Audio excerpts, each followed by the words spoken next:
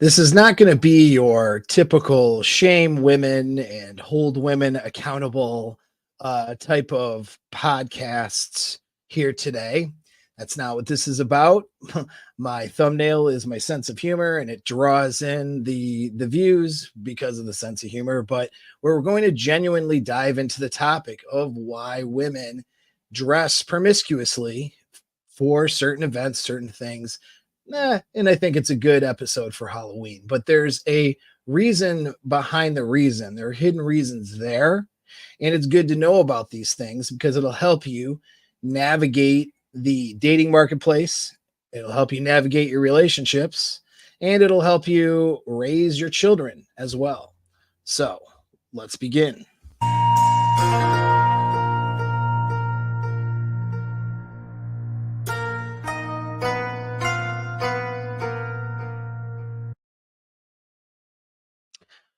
Welcome to Apex Underground Hidden. Well, I don't know, but we're gonna have a pod class today. Okay, we're gonna have a pod class hidden from the algorithms. Just you and me having a talk. All right. We're gonna talk about promiscuous women. Well, really not so much that, but why girls like to dress slutty for Halloween, right? Let's talk about this, but why it matters, who cares? And and so if I'm gonna start off with a point, I'm going to come out in defense of the women here, all right, about this topic, because this isn't about just slut shaming, holding women accountable. Hey, if I wanted a couple 100,000 views, I could do that. Maybe I'd be popular doing it. I don't know. That's what seems to be popular on Twitter and on YouTube these days. But I find it to be low level, lowbrow stuff. Okay, we get into higher level discussions here so that you can actually affect change in your life and help yourself, help others around you. So just talking about, how these women ain't whatever because they do this and what isn't really going to be that productive, though it may be funny and it leads to a funny thumbnail. So in defense, we're going to talk in defense of the women. All right. It's the issue that we look at is you guys have to understand, and women will agree with this, that there's a lot of pressure on a girl around her sexuality starting from when she's very young. And so it's a kind of pressure that most guys, rarely experience, and especially not as young, not at a young age. As soon as girls start the process of going through puberty, they are sexualized by, we'll call it, just society in general. It's not just men, and men get blamed for it. And certainly there are predatory men that do sexualize young girls, right? That's something I'm not going to ever defend or be in support of. But it's women too. Women are, really raising their daughters to be sexualized versions of themselves too early. Social pressures kind of points towards those sorts of things, right? There's a lot of things out there, to include the empowerment narrative from feminism and certain corners and areas of feminism that supports young girls to make themselves sexual objects way too early. And so these things there's always been a level of pressure on women around their sexuality. And over the last number of decades, it's only gotten worse. And so we need to be aware of that when a girl starts going through puberty, there's an automatic sexual interest in covert contract that people will start to have when they deal with her. And she's at a emotionally and mentally immature age, of course, right? We're talking early teens. And so at this emotionally immature age, she is having to handle all of a sudden boys and teachers and even adults, right? Treating her differently as she becomes more of a sexually valuable, we'll say, as she gains age, goes through puberty and all those things, she becomes of sexual value in the mating marketplace. All right. So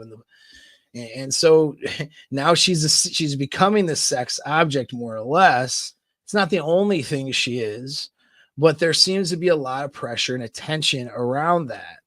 And that causes just, I mean, woman realizes how much power she has over most guys with her we'll say sexuality or sexual power. Okay.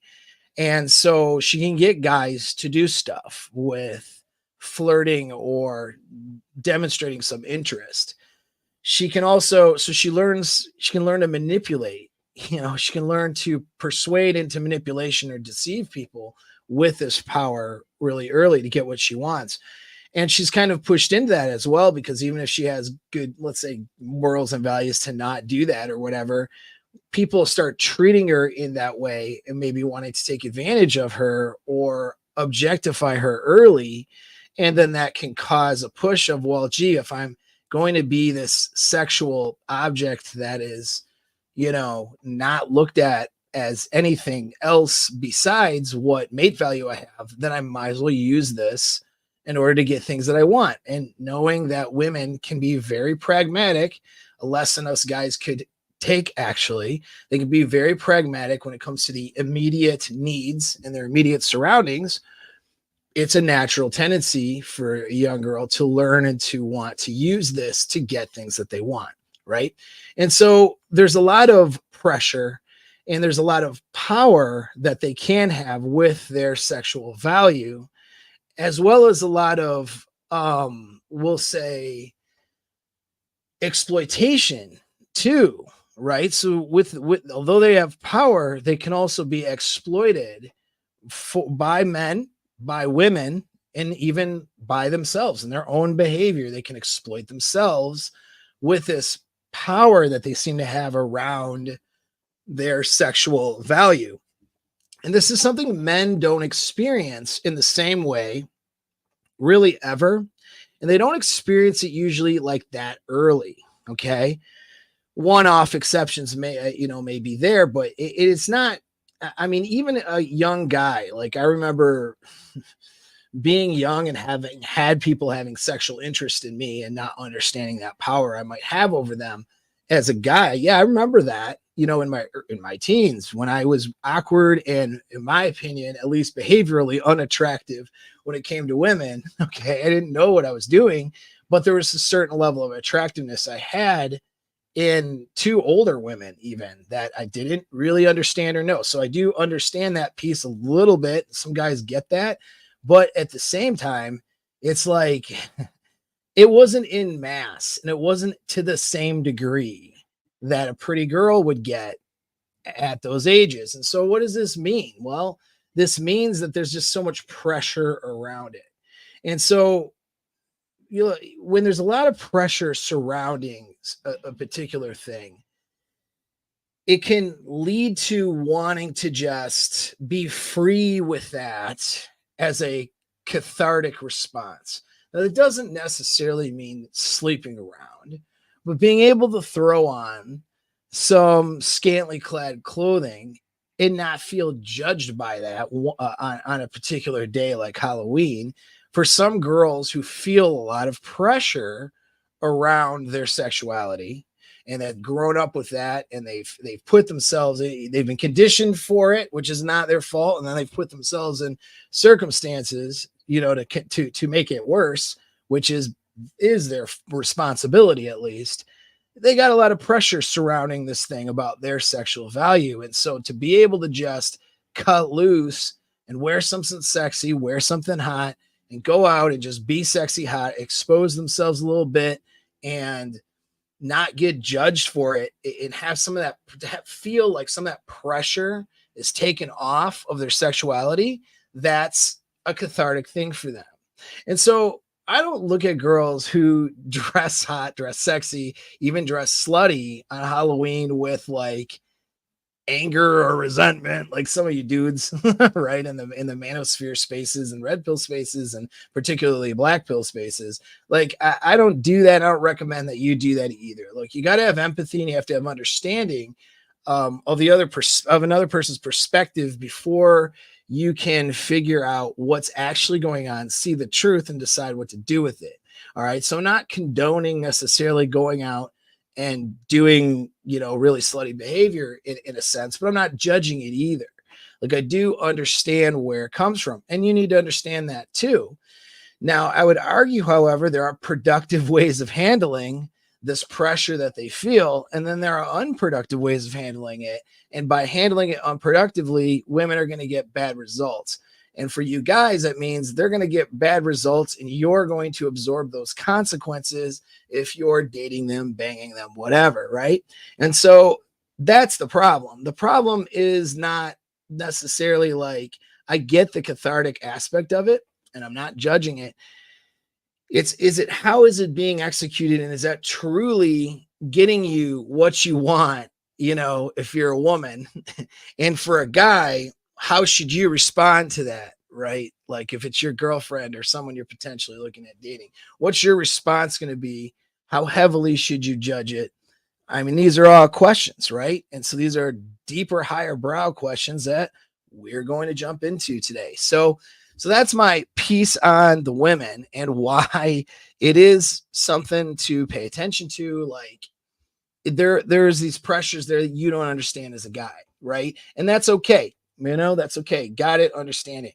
So now what can we do about it? Let's look at some of the fallacies and some things are there. So I'm going to read part of this article because this article kind of describes really the mindset. This author did a great job of personifying the mindset of women who dress slutty and why they would do that. Okay.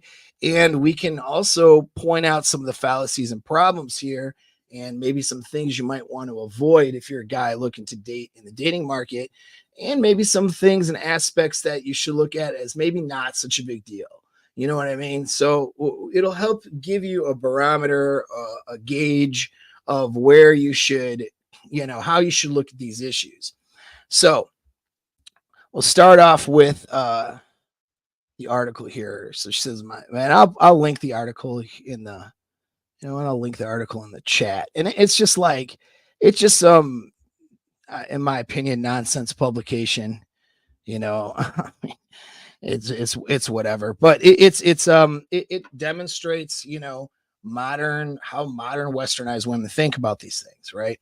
Most of them. Okay, so it's good. And I'll put it in the chat so you guys can, if you want to look at the article, it's not that special to look at necessarily, but we'll give credit where it's due. So a coming of age story. So she says, my name is Zara Berry, and I'm not going to conceal her name because it's in the article. All right. She's the author. And I'm not one of those cool girls who go for comedic, unflattering looks for Halloween. I deeply admire my friends who dress up as cows or hot dogs or bananas on Halloween, but that's not me. I like to be slutty and as slutty as possible on October 31st. And I don't anticipate, that ever changing. Okay. Likes to be slutty as possible. What does she mean by that? Before you get on me for using the word slut, you must know that I love the word. I don't think there's anything wrong with being one, so use the term happily, enthusiastically, and freely. I was deemed a slut by the mean girls in middle school. I let 2 boys feel me up in the same week. Okay. And I was harassed and bullied for my behavior. I'm going to try to not say slut as many times as she does for the algorithms here, for censorship reasons, for the entirety of the 8th grade. So now, as a full-blown adult, whatever that means, she puts in quotes, it feels good to be proudly identified as a sleut. It feels good to reclaim sluts. It feels good to shout the word, to type the word as often as possible. Oh, okay. So all right. So this is somebody who took that pressure around her sexuality, in my opinion, probably took it in a wrong direction. You know what I mean? It's this pressure about being judged. And so when you understand hypergamy, it's like hypergamy is just a drive. Okay. It's just an innate drive to want to constantly have mating options and to have the options to mate upward. Well, what comes with that is a drive to want to always have be able to take sexual opportunity with anybody they deem attractive, right? Whatever those innate triggers are at any time without any social consequence.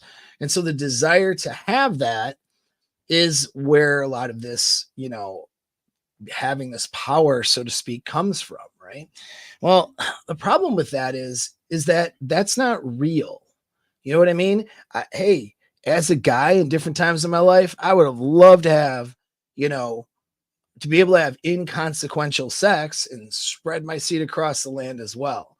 We have our own drives as men too, right?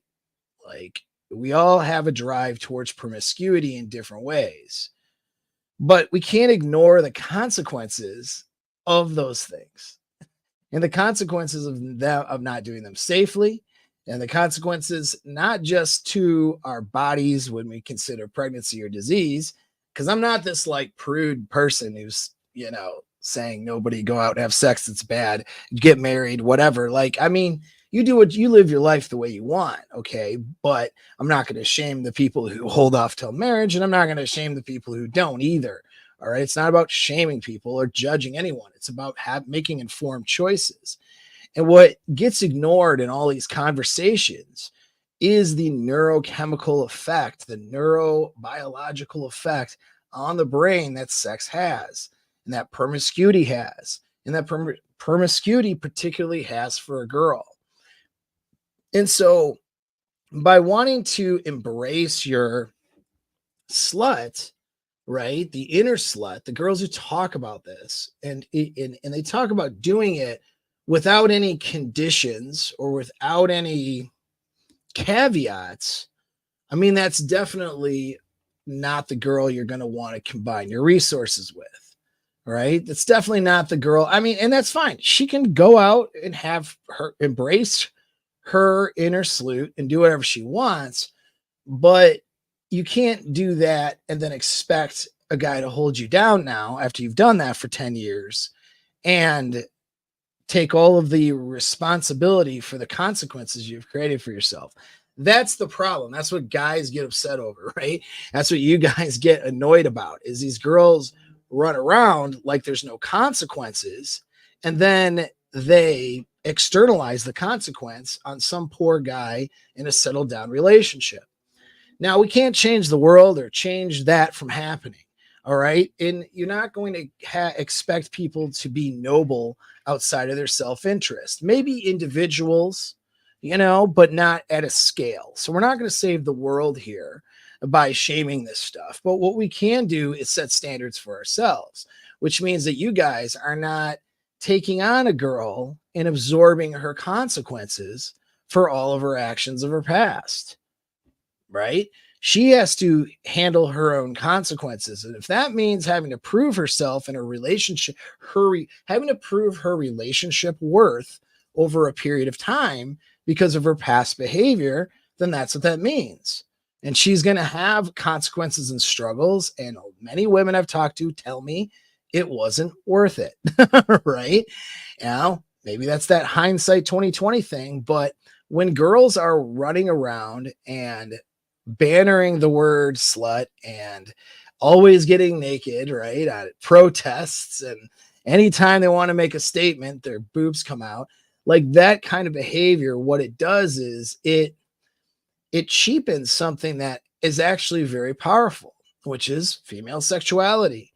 Female sexuality is a very powerful thing. It can be, but it's all up to how someone uses it.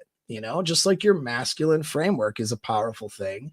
But if you're not, using a masculine framework, and if you're supplicating to everybody around you and putting all of your goals, needs, and your purpose in the back burner, then where's your masculine presence? It's non-existent, right? And same here, like a pretty girl, an attractive woman who takes care of herself and her sexuality is a powerful thing that she can use to benefit herself in the world in the right way. But to cheapen it and throw it out there in the name of empowerment, what exactly are you empowering yourself for?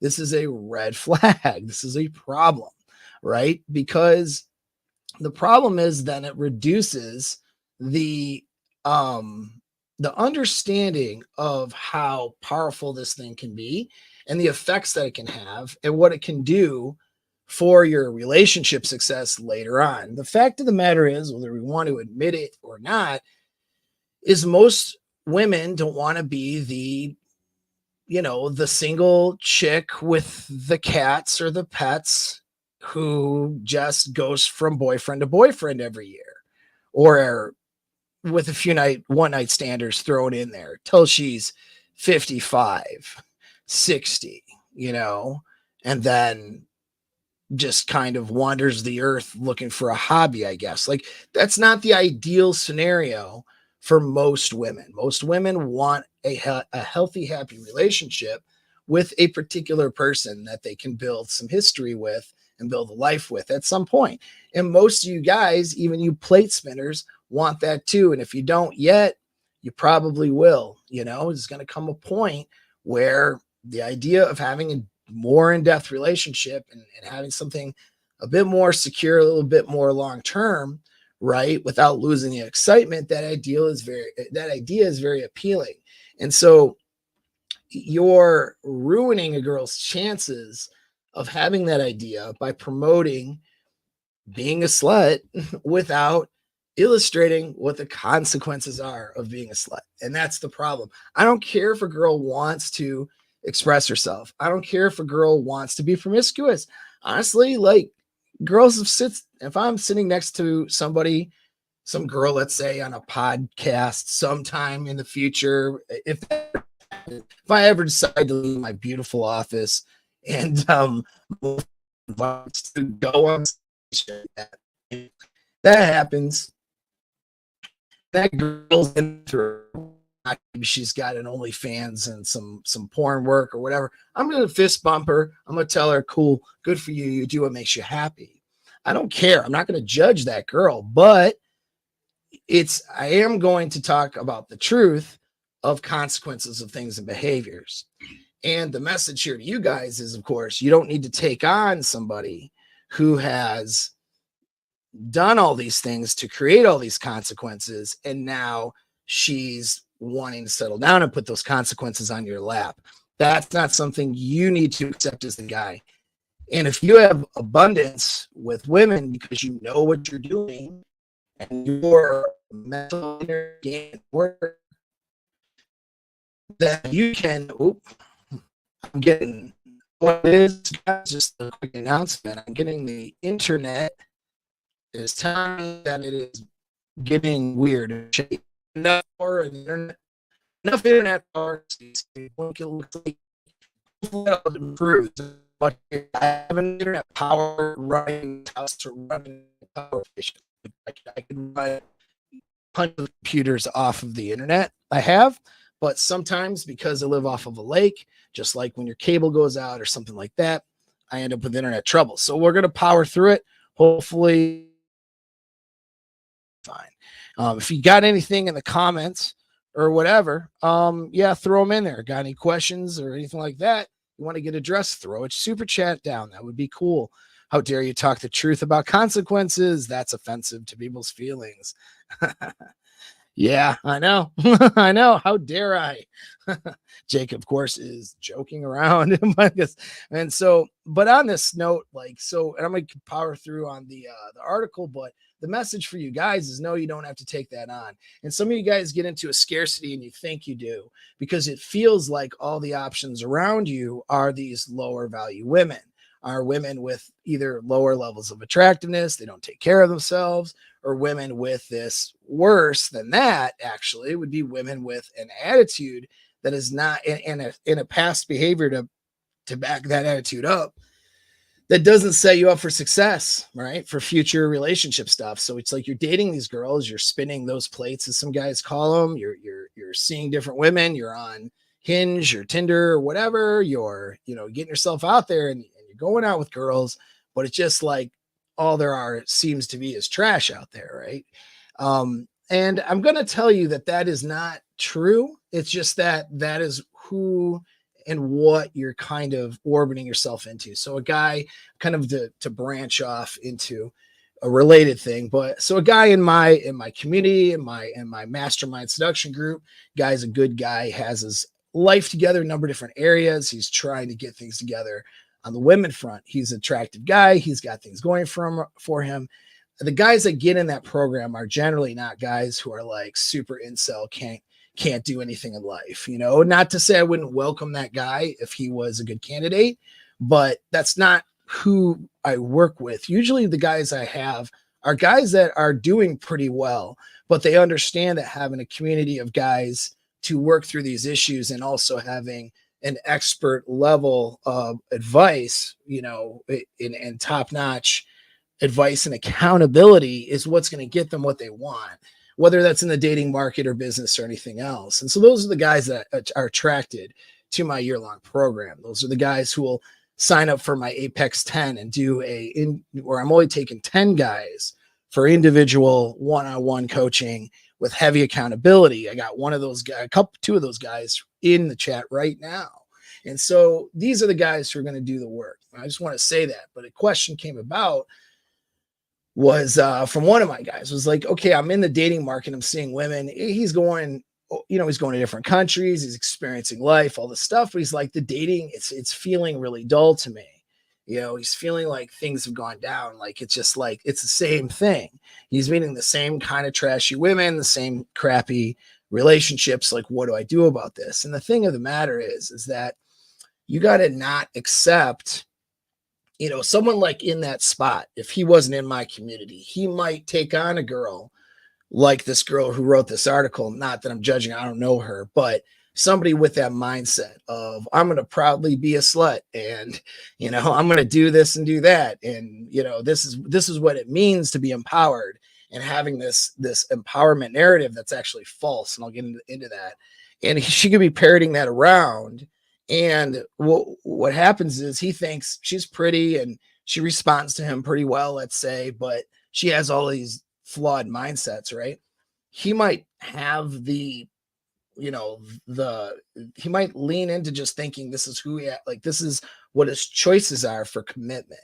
The reality is those are not your choices. You got a whole world of women out there who don't act like that. Or if they do, they're subject to change. They know, they're smart enough to know that something's wrong. Maybe they can't put their finger on it. And with the right guy in the right frame who knows how to start off with attractive behaviors, right? And be that fun, attractive option, and into serious dating and upward, like that guy can show like, hey, there's a better way of being out there.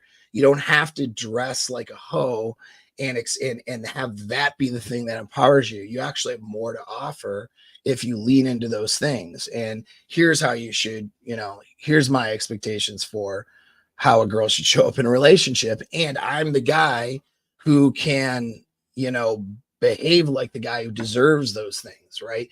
That's what, when you learn the skills, learn how to date properly, how to vet properly, how to expand your reach of options, then you won't get into this rut. Now, this guy is in a rut right now, and my advice to him was that he has to change his mindset about dating and disrupt his patterns, because his patterns are putting them in the same date pool of the same options. Like if you're going to clubs in Miami, for example, and that's who your dating pool is, you're going to have a lot of the same type of girls. All right. It's only going to be a one-off that you're going to meet that'll behave and be different.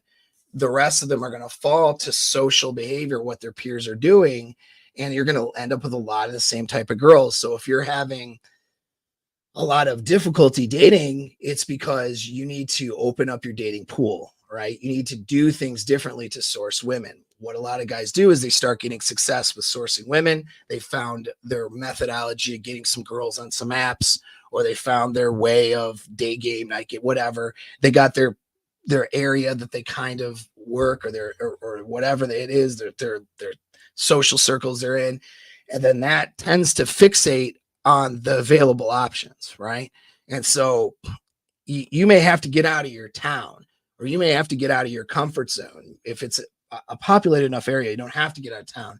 You just got to do some different things socially. The type of girl that goes to the gym is different than the type of girl, a lot of times different, not always. Sometimes it's the same girl, but is a little bit different maybe than the girl who's at the club, or the girl who's, you know, showing up at the the concert or music festival doing a lot of drugs, right? Like the girl who shows up to a professional group or chamber of commerce or something. For some of you guys who are, in your in your late 20s and onward, that's not usually a thing college girls would deal with. But these are all things like your different social circles, your different places, and how you source, and then how you show up, and being the guy who can attract the girl who isn't the girl who's, I wear slut on my sleeve like it's the badge of honor type of girl, right? And so you can expand your reach and you can do those things, but you have to have the skill to do it. And so I recommend that you don't get down and out and depressed, okay, and defeatist over the way women are in the sexual marketplace. Women aren't the problem. I mean, yeah, okay, there's problems with women. There's problems with society. There's problems with our conditioning socially. We're going to talk about some of those problems right now, but that's not your concern. You can't control those problems. A successful alpha dude doesn't care about things he can't control like that. Might get a little annoyed about it sometimes, but I mean, move on, right? So what you can control though is your skill level, your sexual market value. When I say skill level, I mean game, pickup skills, relationship skills, handling conflicts, all setting boundaries, vetting, all of those things. You can improve those skills, right? And when you improve those skills, you get better results. You have more of a pool. So that's something you need to do, whether you do it with me or not. If you're going to do it with me, there's links in the description. And in fact, thank you, Jake. You're the man. You didn't even need to, but he helps my algorithms out every day here. Paul's program helped my mindset significantly. Thank you. I appreciate it. This is one of my guys from my group. And so I got guys that are in the Apex 10, which is high level of accountability. And I can only take 10 a year for that. If you schedule an interview to talk about whether you're a candidate for the group, ask about the Apex 10, all right? See if that's for you. It's a little higher cost, obviously, because there's more labor on my end, but it could be worth it. Or just joining the group, or even just doing, if it's the community and stuff is a little bit high cost, you can ask about the mindset program, which is just a course you can buy right now. And it's lower cost. It's not cheap because it's a very involved course, but you keep it for life. And we're doing cutting edge things with your brain, cutting edge things with your mindset, applying ancient wisdom and stuff that we've always known about, developing a certain type of stoic and outcome independent mindset, but also combining that with modern research, modern technology. I'm having an event, a live event, actually, but it's not for guys outside of my group, though, in December. And we're going to do neuroimaging, biofeedback, neurofeedback, as well as a bunch of different mind stuff the entire weekend, besides having a lot of fun and doing guy stuff, right? So like that stuff that we're leaning into, that stuff that I'm going to be doing with these guys, because you fix this up here, you're not stuck with, well, I guess I'm going to take on this girl who's talking about how she wears slut on her sleeve, and, who's going to go out on Halloween without me with a bunch of girls dressed like the sexy nurse or whatever, and get wasted at a party. I guess that's my choices, no. That's not your choices. You have bigger choices, better things than that. Okay. So, and so here's one of my female listeners. It's great. If it feels great to be respected by men without dressing slutty. Yeah, I know it does. And it's a shame that with girls who lean too hard into it, and I'm not talking about looking sexy, looking cute. That's good. They should do that. But, but the, like, taking it to a level where you're just sexually signaling to everybody, right? And especially then they get offended afterward. That's crazy. What they do is they take away the other aspects of themselves that maybe they could offer the world. And it's hard to respect a girl for other things when she's, you can see a lot of her, right? And she's signaling that she's uh sexually available to, anybody and everybody, whether she means to be or not. If that's the signal she's putting out, it's hard to respect her for other things, isn't it? So yeah, it's a good comment there. Zach's the man. Thank you very much. Happy Halloween to you too, bro. Appreciate it, man. Thanks for the jump in the comments on it. So that's also one of my guys there. So yeah, so let's get back now to the topic, but understand you're not stuck with this. And ladies, you're not stuck with having to do this kind of behavior either. That's for sure. And so, what is this thing? Link out of there. Okay. Well, looks like I'm holding strong on my reception, even though it's still a little shoddy. All right. So back to the article. So she writes, I started dressing slutty for Halloween when I was 16. Oh boy. Lucky for 16-year-old moi, my parents were out of town, so I decided to throw a teen Halloween soiree of epic proportions. Parents, take notes. All right. What are you going to be for Halloween? My friend Veronica asked me. I want to be a fairy, but a bad fairy, I said, the idea popping into my brain right as the words flooded my mouth. How about a junkie fairy? Veronica offered. Veronica was obsessed with the word junkie. She was going to my party dressed as Courtney Love during the whole era, which was not different from how we usually dressed. But Veronica was lazy, so it made sense. I guess I could throw a little bags of talcum powder at everyone to draw track marks on my arm. I asked. Like a total 16-year-old idiot, I was completely oblivious to the complex nuances and utter devastation of addiction. Okay, well, that's a benefit, really. And she says the main thing you need to do is dress slutty, Veronica declared, crossing her arms and taking a dramatic sip of her giant Starbucks coffee. We were sitting outside of Starbucks like the rest of the high school girls, smoking cigarettes. All right, slutty? ? I hadn't ever really dressed slutty for Halloween, but I was 16 and my parents were going out to be out of town. To the biggest teen holiday of the year. I was dressing like fairy, a junkie fairy. I had recently chemically straightened my hair and I just started experimenting with red lipstick. My acne was clearing up. I had just read The Bell Jar for the first time. I was seeing, but I don't know what that is. I was seeing Bright Eyes live in 2 months. Also don't know who that is. Some group. Life was good, man. Want to try something new? Let's try dressing slutty for Halloween. I won't get into all the details of what happened that night because a lot happened that night. Big exclamation. So it assumes that there's sexual shit happening. The stuff that could make for an interesting, terrifying essay about teens and booze and drugs. I will tell you about how I felt in my costume, and then she has a picture of her 16-year-old self in costume, which is something I would not think that you would do, I guess, even as an adult, because you're six. Anyways, whatever. The night was the most sexually empowering nights of my life. Okay, so let's fill in the blanks here. What does that mean? Okay. Strong, exactly. Where is dad? Right?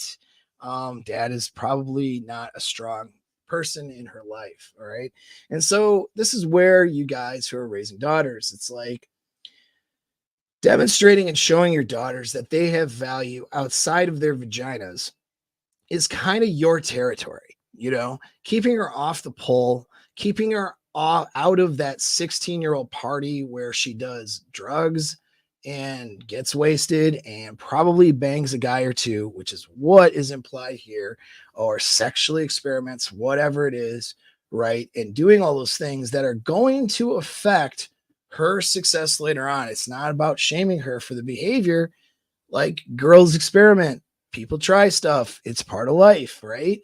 But there should be controls in place and parents that are paying attention and parents that are instilling some values in their children. Now, I'm not completely blaming the parents. Sometimes shit just goes wrong, right? And whatever. And it's not about that. But it's kind of your jobs as dads to give her a sense of, to, as a man, as the most dominant male figure in her life, at least while she's growing up, instilling a sense of value and confidence in her that is outside of how pretty she is or is not. That is your job as a dad.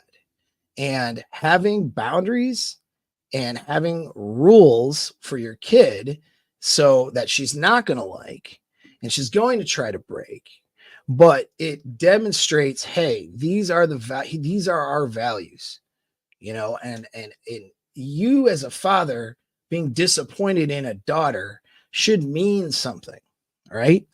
And I have friends, I have a son, I don't have a daughter. I have friends who have daughters who seem to be doing this right. And their daughters have social media, they're doing stuff and they're very age appropriately pretty. Okay. And could go in the wrong direction, but it doesn't appear like they are. What they present, at least from what we could see from my limited vantage point, but what gets presented is somebody who is not taking on those values, taking on that persona, right? And there are other girls who are their same age and peers who are having their slutty costumes and their parties and their drinking and their stuff and going out and doing stuff. And it really does affect and frame how they grow up and how they handle future sexual situations and relationships.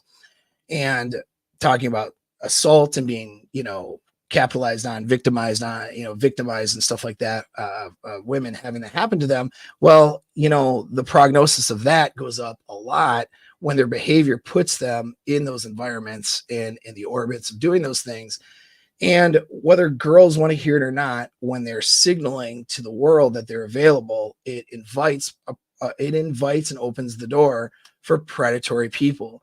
And there is no amount of tell boys not to grape, okay, and stuff like that. There's no amount of respect all women, believe all women, and jamming that down dudes' throats that's going to change the predatory nature of human beings, and that there's a subset of predatory people out there who will not hear that message.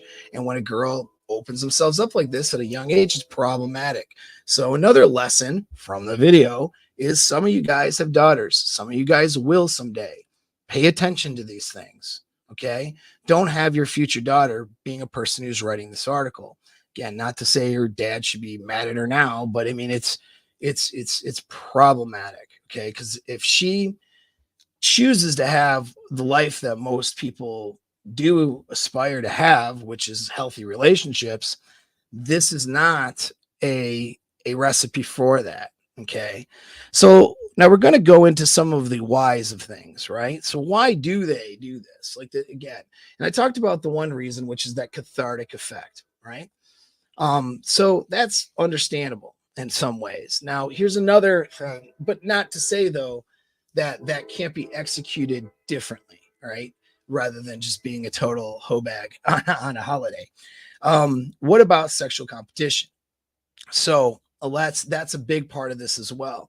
So you'll notice something here, a trend, whether it's Halloween or other things. Very pretty girls and girls with a sense of value don't need to dress and do things that promote that advertise sexual availability in that way in order to compete.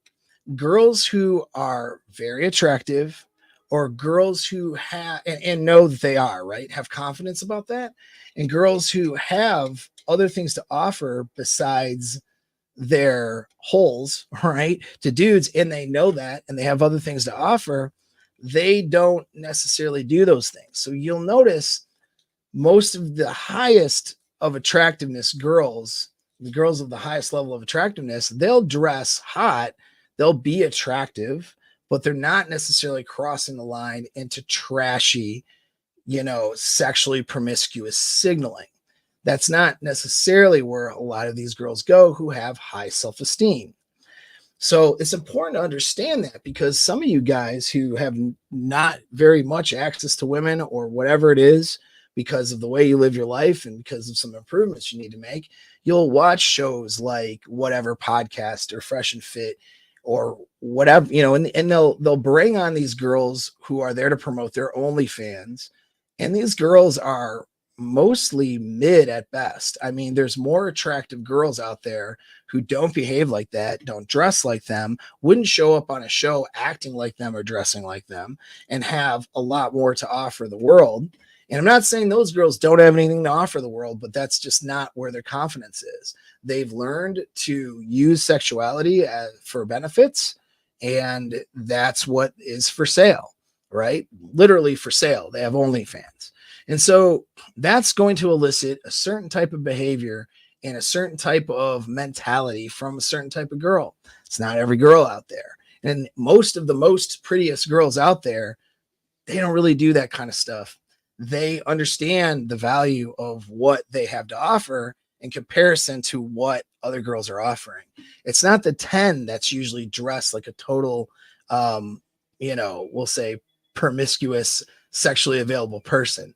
It's usually like the 7 trying to compete with the 10, right? And so that's one reason of understanding it. It's competition.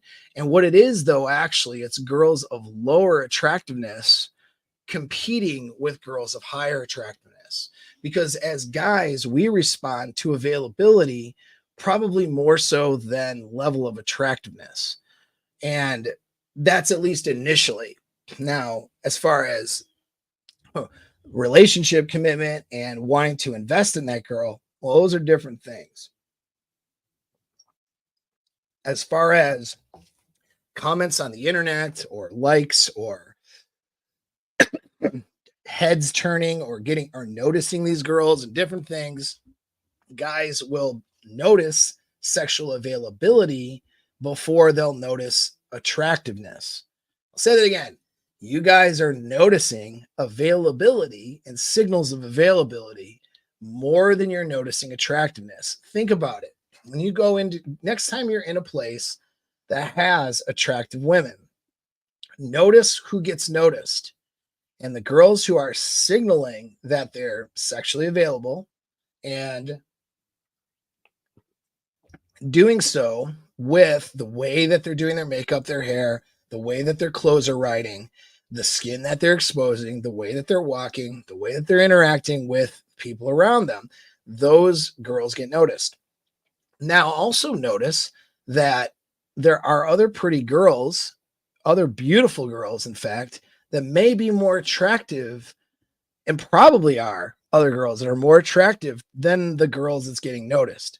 But if she's not signaling immediate availability, she won't get noticed by the crowd quite as much. So when you're out there dating and figuring things out, I mean, you want to notice everything going on around you, not just to get tunnel visioned because you want to be in your own frame. You probably have passed up opportunities with good choices that look better naked and look better waking up the next morning than the girl you were hyper focused on and competing with 15 other guys for, and then striking out or losing, and then, bumming around the rest of the night or, taking your L's, right? And going back to your boys and being all frustrated or whatever you're doing, right?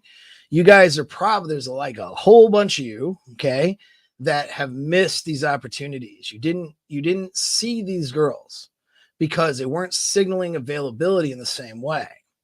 Well, that's a problem with you and your ability to pull out potential good candidates. Right there, you guys with a scarcity mindset are probably not noticing an abundance of options because of the way the girls are signaling. You have your blinders on. So if that fits you, that might fit you. That's something to think about. Okay. Girls who are usually, and it's not like all, like, because there's hot girls who also, totally signal availability, right? They just capitalize on all of it. But generally speaking, it's a strategy of women who don't think they're as attractive as other women. And this is what they're doing to get to be noticed. And there's a fallacy there because they're getting, and this is the empowerment fallacy, and I'll get into that, because they're getting noticed by a lot of people, but it's not the right people, right? And that's the empowerment fallacy. And so that's number one, is a sexual competition. We're talking innate drive stuff. Why there's a drive there, right? What drives the behavior? Not to judge the behavior, but to understand it. Another thing then too is the intrasexual competition. So in other words, they're competing with other women as well. Competing with other women is a stronger, compelling reason to dress certain ways and do certain things on something like Halloween than it is to go get some D, right? They're not necessarily all looking to get D down, all right? And that's why they're dressed that way. That's the confusion. That may be what they're signaling through their behavior, dress, and some of those things, but that's not actually what they want. This is how these situations lead to sexual assault, because uncalibrated guys think that these girls are sexually available, but they're actually not. And so then there becomes this confusion and thing, this conflict that happens. And throw in some alcohol, throw in some drugs, throw in the wrong environment, we got a recipe for sexual assault now. Okay. So that's problematic for the guy. Is the guy's problematic involved in that too? It's not just the girl, but obviously it's more the guy than the girl. However, that situation arises with this dynamic, because a lot of these girls are not necessarily looking for the D, although they'll take it with depending on their mindset and what happens and who presses their buttons. They're really doing it to compete with the other girls. See, the sexual competition wasn't just about trying to get a guy, although getting noticed by guys was kind of the currency. It's the attention in general. It's getting noticed by dudes above and beyond the other girls around you. So when all the girls are like, hey, let's dress like, slutty devils or sexy accountants or sexy this, put word sexy, any profession, and and then that's what you got as a costume, right? Sexy policewoman. Okay, when a bunch of girls decide to be Playboy bunnies or something like that, and they're all dressing, they're competing with each other.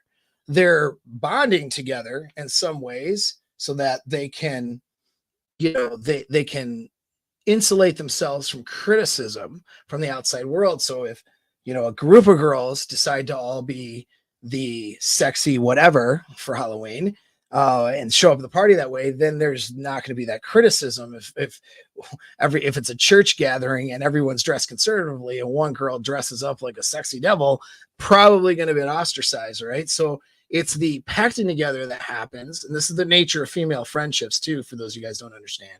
The pacting together that happens to insulate themselves from the outside world and protect themselves, but then it's the competition within those social circles and the environment around them. So they pack together and then they compete amongst each other. The reason why is because our mate drives are so powerful, and they're the most powerful drive. And so obviously the girl who wins the competition amongst her friends and gets noticed by more potential mates will have available to her, in theory, more options for mating, and can pick a higher option than the girl who doesn't quite get noticed as much. And that now is leading to number 3 point on, well, really 4 point at this point, as to why they do it, is the empowerment fallacy. It's this idea.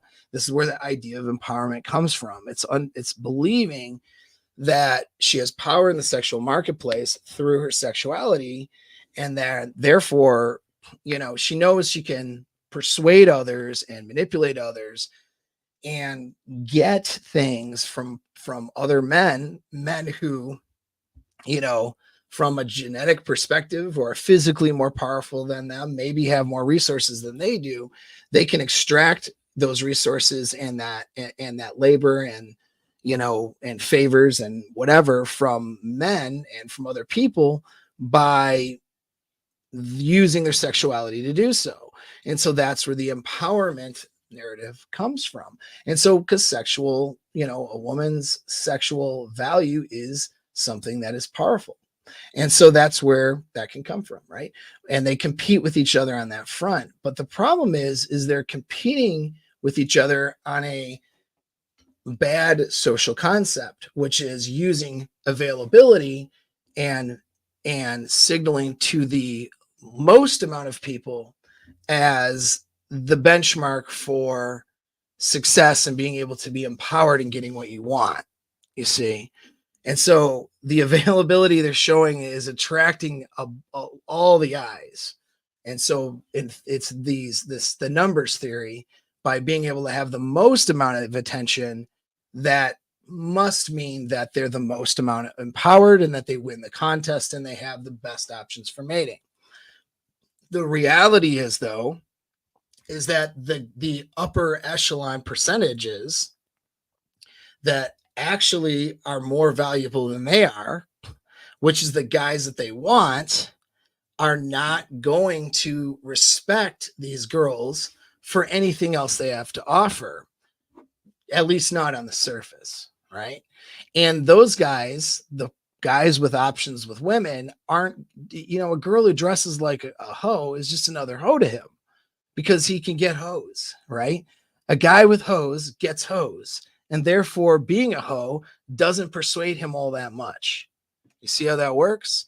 And so the guys with options, the guys that they want, are actually downgrading them or not as interested or seeing it as a red flag, putting obstacles for that girl who is falling into the social narrative and being, dressing, being a slut on Halloween, all that stuff. The girl who does that is actually inhibiting herself from achieving better mating options, right?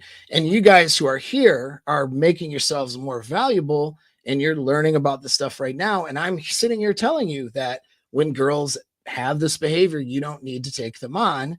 You can make yourself better, learn better skills, be a great option for a large variety of women, and therefore you don't have to pick these girls. You can pick better girls. And so what these girls need to understand, there needs to be a different narrative, which there used to be. Some girls are now counteracting that narrative. There's some girls in kind of the space that counteracted that narrative a little bit. You got Allie, you got Real Femme Sapien, right? These channels are counteracting that narrative for women, saying, no, you don't have to be this, signal this availability and be this, this slut empowerment narrative isn't helping you. It's not helping you get what you ultimately want. And so there is a counter narrative out there. The traditional conservatives are trying to do that, but there's a problem with the traditional conservative angles sometimes, which is really there tends to be a lack of accountability and consequence that's looked into certain things. And there's small flaws there with a lot of them, not every single one. But so there's a counter narrative for women, but and women would be wise to take a look at that counter narrative and understand that being available to the most amount of people doesn't make you valuable. Guys like availability, and guys of all levels will bang an available girl that's halfway good looking. A girl who's a 5 out of 10 can get guys of higher value just by being available and get noticed by guys just by signaling availability. That is the easy way out. That's a cop out. Actually being of value to a guy who can get 8s, 9s, and 10s because he's a valuable guy, and being looked at as valuable outside of just a chance sexual encounter, that is where the work and the effort comes. And that's the type of girl that you guys are looking for, or looking at least to see who can be that potential, because she might need your masculine framework in order to want to transform herself and take a different view in the dating market, right? That may be something that she may need to do. So let's take a look at my buddy Glenn. No, I know, right? Crazy. They don't have to be. And this is the thing, like, you can be very attractive. I have a very attractive girlfriend. Glenn has an attractive girlfriend. Most of the guys I work with, like, these girls are attractive. They're not signaling to just simps and weirdos out there. You know what I mean? Like, that's not the name of the game for them. You know, for a lot of these girls who are relationship material, they're not signaling in that way, you know? And so now guys who wish that they would might accuse them of it just for having an attractive photo up. But there's a much bigger difference between having an attractive photo up and being, you know, attractive and beautiful and just being slutty and sexually available and open. And you guys know the difference. We all know the difference. We're not going to split hairs on that. Okay. We're not going to, you know, we don't need to have an argument over where the line is because it's not an argument. You guys already know. And these girls know too. Right. So now I'll look at this question real quick. Let's see. Is there a difference between how good women interact with other women versus how shady ones are with other women? Can we glean who are better women by how they treat other women? Yes. Yeah, I would think so. You know, I would think so. I think that's a great question. And I think that when it comes to vetting, a lot of guys are confused about vetting, right? Like, just go out with girls, have fun, drop them off. That's all you're doing in the beginning. I have to say that because I have had guys confused about this. You know what I mean? You guys are talking to a girl in a dating app, trying to vet her. Like, no, okay. You have to get the dates first. You know, you're not vetting a girl. I'm vetting a girl for the perfect relationship. Meanwhile, you haven't been on a date in 3 months. All right, let's not talk about vetting. Let's talk about you being attractive and learning how to understand how to have fun with women and enjoy women, whether she's a pile of red flags or not. Just have a good fucking time. Who cares? All right. You're not putting yourself on the line necessarily for a pile of red flags. You're not necessarily taking her to, you know, bringing her in your home and paying for all of her stuff. Right. That's not necessarily what you're doing. Okay. It's no danger to go out and have a good time with women and to learn about what's going on. But as you get those skills up and as you go on more dates and as you level up those dates, you're just going to sit back and observe and notice things. One of the things you want to notice is how she acts. What are her girlfriends like? Are her girlfriends a bunch of trashy girls that's a red flag? It's a problem. Is it a deal breaker? Well, could be later on. Depends, you know? So it's something you need to be aware of. Now, does she know her friends are kind of trash and like she's kind of the better one on the bunch and she kind of wants to meet new friends? Well, maybe that's okay then, right? How is it framed? And so these things are important. You know what I mean? These things are important. How she interacts with other girls. Is she manipulative and she manipulating her friends and back talk? You know, does she talk bad about everybody behind their back? Does she treat people, you know, poorly? Does she use people as pawns and as opportunities in a very Machiavellian and calculated way? Well, if that's true, what do you think you're going to turn into once you get entangled with her? You know, so how someone treats other people, and this goes for guys and girls, and just in general, is a really good indicator for the kind of person they are.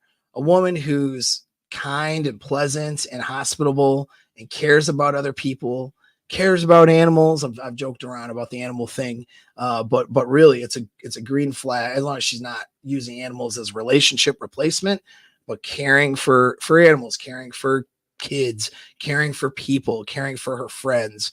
You know, these are all good signs, you know, not trying to be manipulative, you know, and trying to just use people. Like, you notice the difference of those things. She will be able to hide in the beginning, putting her best foot forward, a lot of these toxic traits she might have, but it'll be harder for her to mask those traits when she's interacting with people that are around her. Right. And so you can observe that, and that's a good way to see who she really is and decide if you want to keep seeing her or not just because she touches your pee-pee, but because of how she actually shows up. And don't necessarily, and this is a mistake I've made too, okay, we've all made it, don't necessarily wait until she starts treating you like trash before you next a girl. You know what I mean? If she treats other people poorly around her, the chances are is that it's only a matter of time before she treats you that way. And some of you guys think you're so special that it's going to be different. It's probably not going to be different. And so do yourself a favor, and just because she's pretty, smells nice, and touches your wee wee, that's fine, cool, enjoy yourself, have a good couple dates, and then find somebody different. If she treats other people poorly with disrespect and she's just that kind of a person, don't take her on thinking it's going to be different with you. Could it be? Yeah, sure, maybe, in a long shot. But that's like saying I'm going to retire by winning the lottery. Not good odds, and you got other available options out there. All right. No link with super. What do we got? My ex would jump from friend groups. When with me away, she'd ghost her friends. After breakup, back to the group. BPD. Well, that's not necessarily I don't have enough information to know if that's BPD or not. There are 9 traits of BPD, and someone giving a proper diagnosis can diagnose her. Does she have traits? I mean, maybe. I mean, she would, it looks like she, kind of ditched her friends and was completely focused on the relationship. And then once the relationship broke, so she went back to her friends. That's pretty normal behavior, to be honest. You know what I mean? So it's like, I shouldn't say normal. Like, it would be healthier for her to maintain her friendships. Now, caveat here, her friendships that are actually healthy friendships. Some girls don't have healthy or good friendships and probably do need to ditch their friends. Like, some girls out there would do better literally just removing all of their current friends off the list and just meeting new people. Some of you guys, same thing. So like, it depends on the friends, right? Like, if she's got a lot of toxic friends and she's with you and you're this showing a better way and better life, and she doesn't want to be around the toxic friends anymore, well, that would be a green flag then, wouldn't it? Now, if her friends were, just relatively in the normal level of friends, right? Not necessarily, or good, right? They're either better than average or they're normal. They're not necessarily toxic, crappy people. And then she's ditching those friends. Well, I mean, that's not a good thing. You should be maintaining your friendships outside of your relationships. I mean, that should be something both you guys are doing. And so that could be an indicator of some attachment things or whatever, but not enough information here, right, to figure it out. Point is, though, I mean, other than from learning purposes, I don't think you should really care about it. You should move on to other women. But noticing how she handles those friends, though, is a good thing to pay attention to. It's the quality of the friendships. If is she ditching quality people and just hyper focused on a relationship? Well, it's not necessarily BPD, although it could be, but it could be just, maybe she's just, I don't know. It depends on the length of time too, right? So there's a lot of circumstantial things here. Can't just, make a determination on some one data point. But I would say it's not necessarily healthy to let go of the good friendships in favor of any relationship that goes for both of you. That said, you know what I mean? It's like, if they're toxic friendships and these people are not good people, then good for her for stepping away from them. Her stepping back to go be around them is probably something that she needs to fix. That's what I would say about it. So it really depends on the quality of friends, I would say.